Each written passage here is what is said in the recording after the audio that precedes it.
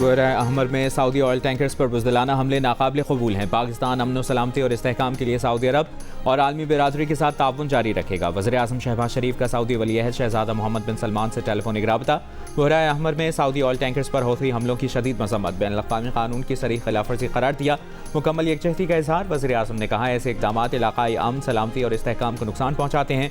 ये जहाज़ रानी और तिजारती नकलो हमल की आज़ादी के लिए भी खतरा है। वो फील्ड मार्शल और पाकिस्तानी कौम इस नाजुक वक्त में सऊदी क़यादत और आवाम के साथ मजबूती से खड़े हैं। पाकिस्तान बहरा अहमर आबना हरमज़ समंदरी तिजारत की बिला ताअत्तुल रवानी के लिए करीबी ताउन जारी रखेगा।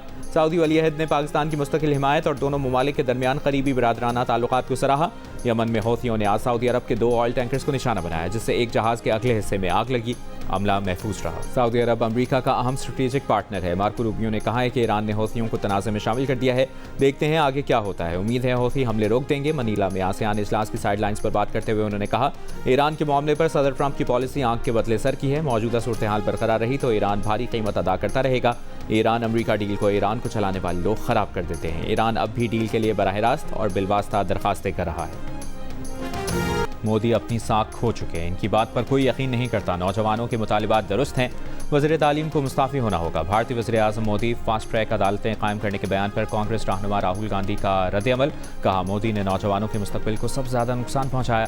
मोदी ने निज़ाम तालीम तबाह करने की हौसला अफजाई की।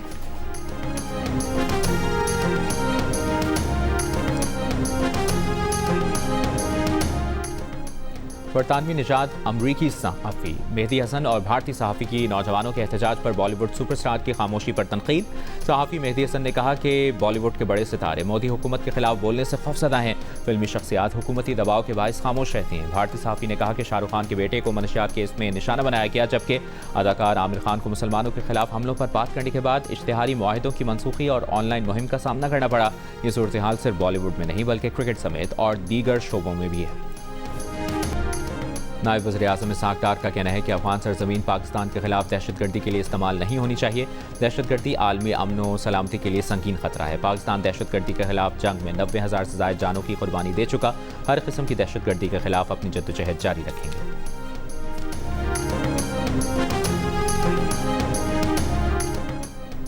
मस्तोंग में गाड़ी पर फायरिंग से सेशन जज अब्दुल हकीम काकड़ और उनका गनमैन जाँ बहक। एडिशनल सेशन जज तारिक लाशारी समेत 2 अफराद शदीद जख्मी। डीपीओ के मुताबिक सेशन जज और एडिशनल सेशन जज कोयटा से सेशन कोर्ट मस्तोंग आ रहे थे। वज़ीर आला बलूचिस्तान की वाक़े की मसम्मत, कार्रवाई का हुक्म। कहा, सेशन जज अब्दुल हकीम काकड़ पर हमला रियासत पर हमला है। दहशतगर्दों को हर कीमत अंजाम तक पहुँचाएंगे। कानून के मुहाफ़िज़ों का खून रायगा नहीं जाएगा। दहशतगर्दी के हर नेटवर्क को जड़ से उखाड़ देंगे।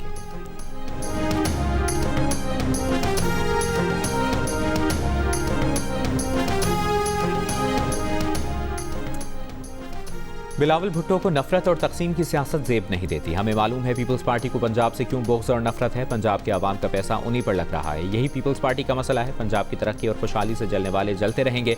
मरियम नवाज ने वसाइल को अटक से रहीम यार खान और रावलपिंडी से विहाड़ी तक पहुँचा दिया। लाड़काना के नवाबों को यही बात हज़म नहीं हो रही। वज़ीर इत्तलात पंजाब अज़मा बुखारी का पीपल्स पार्टी के तर्जुमानों के बयानात पर रद्द-ए-अमल। कहा, पंजाब में अगर आप चौथे नंबर की जमात हैं तो इसमें हमारा कसूर नहीं।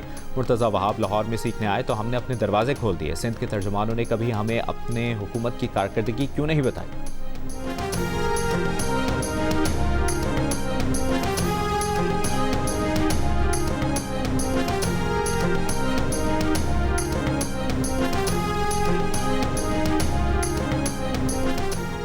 सिंध के सीनियर वजीर शर्जील मेमन ने कहा है कि तासुब, तकब्बुर और इश्तियाल अंगेज जुबान लीग की पुरानी सियासी रिवायत है। पीपल्स पार्टी की बुनियाद ही पंजाब में डाली गई। हमें पंजाब के आवाम से कोई बोझ नहीं। पंजाब की वजीर अज़मा बुखारी के बयान पर रद्द-ए-अमल में कहा, आवाम जानते हैं कौन फॉर्म 47 के जरिए इक़्तिदार में आया। जाली मैंडेट वाली सरकार को अवामी मैंडेट रखने वाली जमातों को जमहूरियत का दर्स देने का हक नहीं।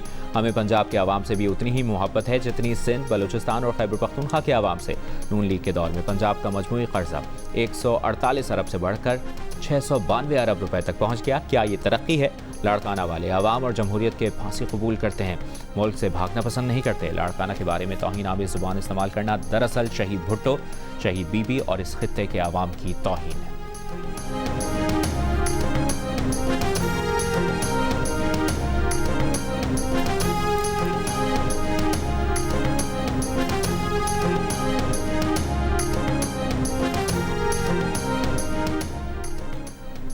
वज़ीर आला KPK सुहेल आफरीदी ने digital transformation policy and road map 2030 का इजरा कर दिया। कहा सरकारी उमूर में इंसानी मुदाखलत जितनी कम होगी शफाफियत बढ़ेगी। पेपरलेस गवर्नेंस और डिजिटल इस्लाहात से शफाफियत और कारकर्दगी में बेहतरी आएगी। डिजिटाइजेशन से आवाम को सरकारी दफातर के गैर ज़रूरी चक्कर नहीं लगाना पड़ेंगे। रवा माली साल रेवेन्यू का हदफ 180 अरब रुपये है। तवक्को है वसूलियात 200 अरब रुपये तक पहुँच जाएंगी।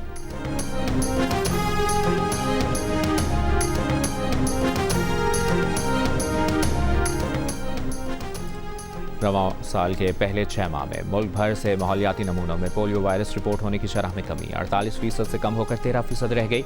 नेशनल EOC के मुताबिक जून 2026 में मुल्क भर से 127 माहौलियाती नमूने हासिल किए।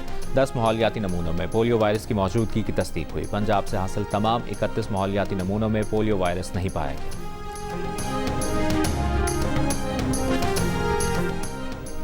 कराची में डॉक्टर आकाश कत्ल केस में गिरफ्तार तीनों डाकू अपने फरार साथियों की फायरिंग से हलाक हो गए। स्पेशल इन्वेस्टिगेशन यूनिट का दावा। SIU का कहना है कि गुलशन मेमार उमर बरोही गोट में गिरफ्तार डाकुओं की निशानदेही पर उनके फरार साथियों की गिरफ्तारी के लिए छापा मारा तो मुल्जमान ने फायरिंग कर दी। फायरिंग से पुलिस एहलकार भी जख्मी हुआ।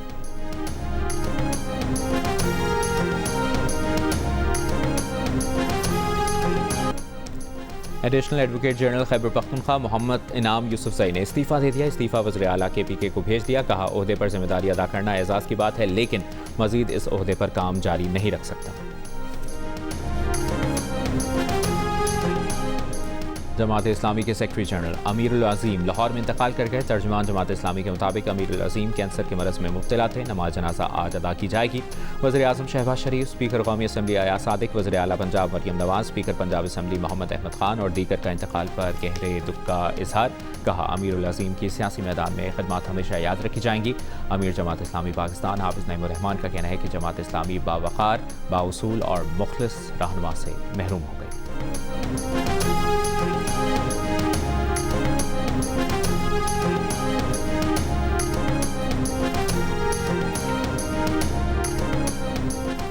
अमेरिका किसी भी मुल्क के साथ जौहरी माहिदा करता है तो यकीनी बनाता है कि वो मुल्क एटमी हथियार ना बना सके। सऊदी अरब अमेरिका माहिदे में भी ये हिफाजती इक़दाम होंगे। अमेरिकी वज़ीर ख़ारजा मार्को रूबियो की मनीला में मीडिया टॉक। कहा अमेरिका हमेशा ये चाहता है कि कोई भी मुल्क जब पुरअमन एटमी प्रोग्राम शुरू करना चाहे तो वो अमेरिका के साथ करे ताकि अमेरिका मामलात पर नज़र रख सके। सऊदी अरब अमेरिका का स्ट्रेटेजिक पार्टनर है, इसलिए सऊदी अरब के साथ जौहरी माहिदा फितरी बात।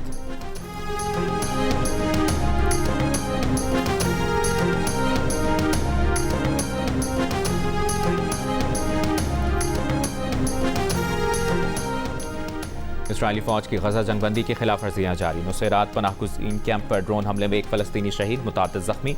इसराइली फ़ौज ने ड्रोन हमले में बेघर फ़लस्तीनियों के खैमे को निशाना बनाया। इसराइली हमलों में गुज़श्ता 24 घंटों के दौरान 13 फ़लस्तीनी शहीद हो गए।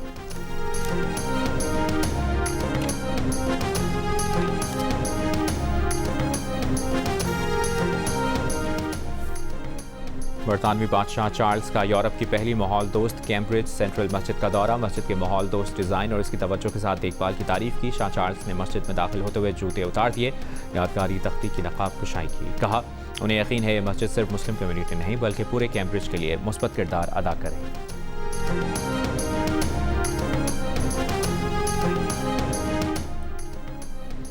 पाकिस्तान और श्रीलंका के दरमियान पहला वनडे मैच। श्रीलंका विमेंस का पाकिस्तान विमेंस को जीत के लिए 211 रन का हदफ। पाकिस्तान की बैटिंग जारी।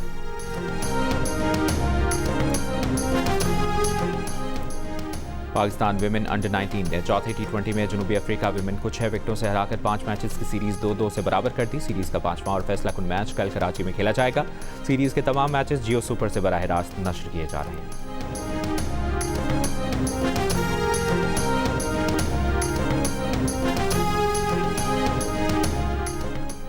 Tour de France cycling race का 17वां मरहला बेल्जियम के जस्पर ने जीत लिया। ओवरऑल स्टैंडिंग में स्लोवेनिया के तदेश का पहला नंबर बरकरार। रेमको एवेनपोलो दूसरे नंबर पर है।